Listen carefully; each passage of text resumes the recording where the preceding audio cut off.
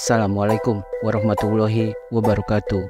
Ketemu lagi di channel ini yang sudah pasti kalian tunggu-tunggu, Opung SG Channel.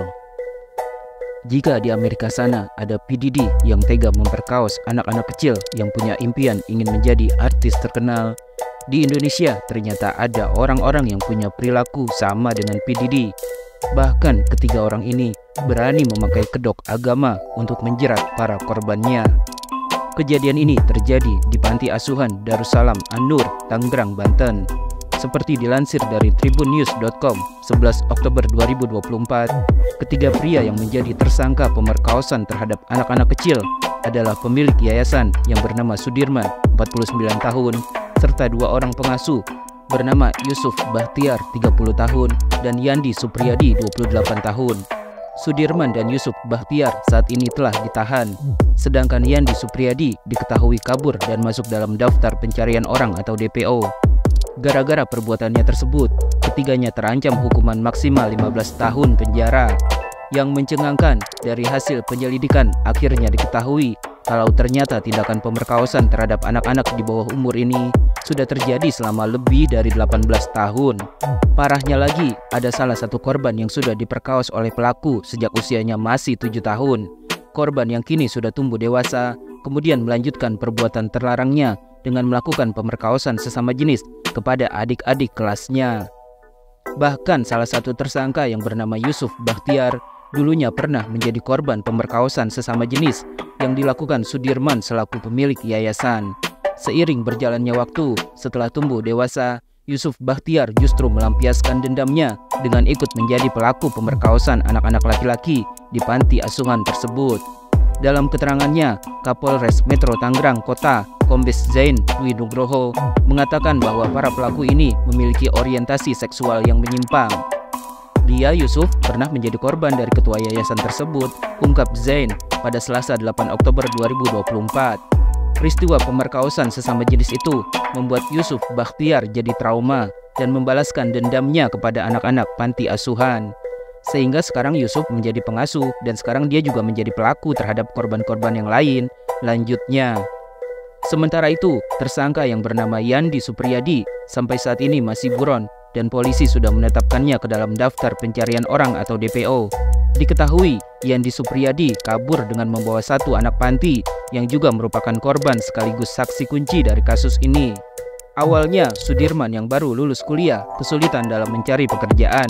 Karena pernah belajar mengaji, Sudirman pun mencoba menjadi guru mengaji untuk anak-anak di sekitar rumahnya.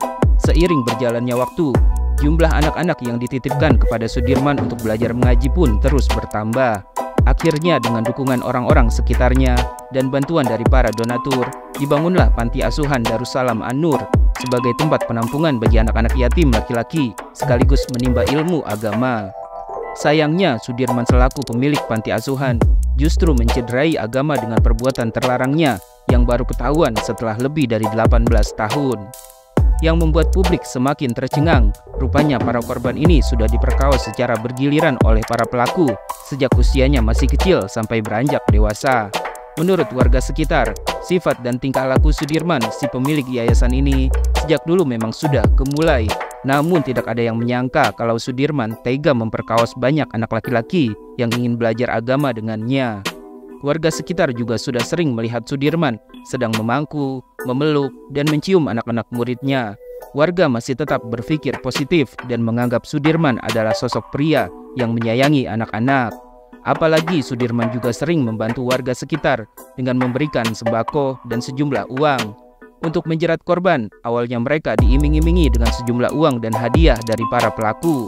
Selain itu, para pelaku ini juga menggunakan relasi kuasanya sebagai pemilik yayasan serta pengasuh panti asuhan agar korban takut dan tidak buka mulut. Korban yang masih kecil dan belum mengerti kalau yang mereka alami adalah tindakan kejahatan seksual hanya bisa menuruti kemauan pelaku. Apalagi mereka juga diiming-imingi dengan makanan enak, game, uang, handphone, hingga berlibur ke tempat wisata. Setelah diselidiki, akhirnya diketahui kalau Panti Asuhan Darussalam An-Nur hanya memiliki akta pendirian yayasan yang diterbitkan tahun 2006. Selain kasus pemerkosaan sesama jenis, yayasan juga diduga telah dengan sengaja memalsukan data anak-anak tersebut agar mendapatkan donatur. Puluhan anak yang sejak kecil tinggal di panti asuhan, ada yang berasal dari keluarga kurang mampu, tapi masih memiliki orang tua, namun datanya dipalsukan menjadi anak yatim. Sehingga para donatur menjadi simpatik dan kasihan dengan anak-anak tersebut. Yang tak kalah mengejutkan, Kepala Dinas Sosial Kota Tangerang, Mulyani, mengatakan bahwa yayasan yang menaungi panti asuhan Darussalam An-Nur ini ternyata juga tidak memiliki izin resmi dari pemerintah. Bahkan pemerintah kota atau Pemkot Tangerang tidak mengetahui keberadaan yayasan ini, padahal sudah berdiri sejak 18 tahun. Ini menjadi pelajaran kami ke depan. Kami juga butuh masukan dari masyarakat untuk menginformasikan jika ditemukan yayasan diduga tak berizin. Sampaikan ke kami silakan, nanti kami cek apakah sudah punya izin atau belum. Jelas Mulyani. Selain itu, Menteri Sosial atau Mensos Saifullah Yusuf sudah mendatangi langsung panti asuhan Darussalam An-Nur pada Selasa 8 Oktober 2024 lalu dan memberikan keterangan yang sama. Tidak ada sama sekali izin, termasuk yang blank, ucapnya.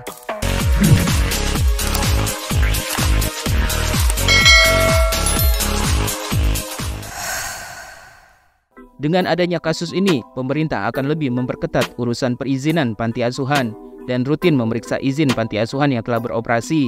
Yang membuat publik juga semakin geleng-geleng kepala. Ternyata Sudirman dan Yusuf Bakhtiar yang dulu adalah korbannya tega memperkaos anak laki-laki di panti asuhan itu secara berbarengan alias main bertiga.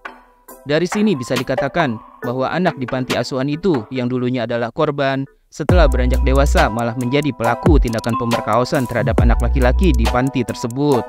Berdasarkan pengakuan korban, tindakan pemerkosaan sesama jenis itu dilakukan usai melaksanakan sholat tahajud. Bahkan ketika ada anak yang sedang sakit dan beristirahat di sebuah ruangan khusus, anak tersebut justru diperkaos secara bergiliran oleh dua tersangka. Hingga akhirnya salah satu donatur panti asuhan tersebut, Dean Desvi, mengetahui kasus tersebut dan mulai menyelidikinya setelah salah seorang pengasuh berinisial F akhirnya berani angkat bicara. F yang di panti asuhan tersebut berstatus sebagai relawan juga mengaku pernah dilecehkan oleh salah satu dari tiga tersangka. Dengan inisiatifnya sendiri, F mulai mencari tahu dan menyelidiki perbuatan jahat para tersangka dengan memeriksa anak-anak. F begitu terkejut saat mengetahui anak-anak di panti asuhan tersebut, mulai dari yang berusia 7 hingga 12 tahun, pernah menjadi korban pemerkosaan tersangka. F mengaku mengalami pelecehan di sebuah villa di Puncak Bogor, Jawa Barat pada bulan Mei 2024 lalu. Si volunteer ini disuruh adegan tak senonoh, anggaplah ciuman, pelukan, ngapain di sebuah kamar, dikunci, dan si pimpinannya memvideokan, memfotokan, lanjutnya.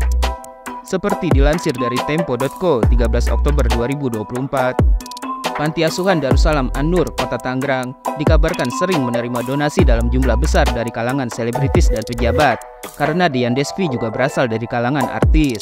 Mendiang Jen Shalimar dan Deddy Corbuzier diketahui pernah memberikan bantuannya untuk panti asuhan ini. Namun usut punya usut, uang dari para donatur tersebut diduga dipakai untuk memenuhi gaya hidup pimpinan yayasan yakni Sudirman, beserta dua pengasuh lainnya yang kini berstatus tersangka. Dean Desvi yang juga ikut mendampingi para korban mengaku kenal dekat dengan para tersangka karena Dean sendiri sudah berteman lebih dari 20 tahun dengan Sudirman. Dean jugalah yang mengenalkan Sudirman kepada teman-teman artisnya yang juga ikut memberikan donasi untuk panti asuhan Darussalam An-Nur. Ada teman saya, sahabat saya tidak perlu sebutkan namanya. Dia pernah memberi donasi kurang lebih 500 juta rupiah untuk membangun gedung, ungkapnya. Donasi juga berasal dari para pejabat pemerintah kota Tangerang yang ikut memberikan bantuannya. Menurut Dean, setidaknya jumlah uang donasi yang sudah mengalir ke panti asuhan tersebut mencapai miliaran rupiah. Untuk bangunan hijau itu saja jumlahnya sekitar 3 miliar lebih. Tanahnya dari siapa, dananya dari siapa, itu saya tahu karena saya dekat dengan dia, Sudirman, teman saya, ujar Dean. Dean juga mengungkapkan ada salah satu pejabat pemerintah kota Tangerang yang rutin memberikan donasi setiap minggu sebesar 15 juta rupiah, yang artinya dalam sebulan panti itu menerima 60 juta rupiah hanya dari pejabat tersebut. Coba bayangkan, 60 juta rupiah per bulan dari satu orang saja. Belum lagi ada anggota kepolisian yang kemarin mengaku juga pernah berdonasi ke sana. Dia bilang ke saya, aduh saya menyumbang juga ke sana. Coba bayangkan berapa banyak, ujar Dean. Sebagai teman yang sudah begitu lama mengenal Sudirman, Dean juga mengetahui gaya hidup sang pemilik yayasan tersebut. Dean menduga bisa jadi donasi yang didapat dari belas kasihan orang lain untuk anak-anak panti asuhan malah digunakan untuk membeli aset pribadi.